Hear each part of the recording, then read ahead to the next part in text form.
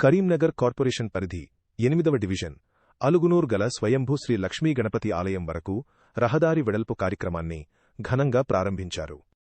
ఆలయ కమిటీ అధ్యక్షులు కంది అశోక్ రెడ్డి మరియు డీసీసీ కార్యాలయ ఇన్ఛార్జి గోపు మల్లారెడ్డి కొబ్బరికాయ కొట్టి పనులను ప్రారంభించారు. వరంగల్ రోడ్లో బొల్లాడి నర్సింహారెడ్డి ఇంటివద్ద నుండి గుడమట్ల కాలువ వరకు 24 ఫీట్ల వెడల్పుతో రహదారిని విస్తరించనున్నారు. అక్కడి నుండి దేవాలయం వరకు 30 ఫీట్ల వెడల్పుతో రహదారి అభివృద్ధి చేయనున్నారు. ఈ రహదారి వెడల్పు కోసం స్థానికులు తమ ఇంటి స్థలాలు మరియు వ్యవసాయ భూములను స్వచ్ఛందంగా ఇవ్వడానికి ముందుకు రావడం విశేషంగా నిలిచింది.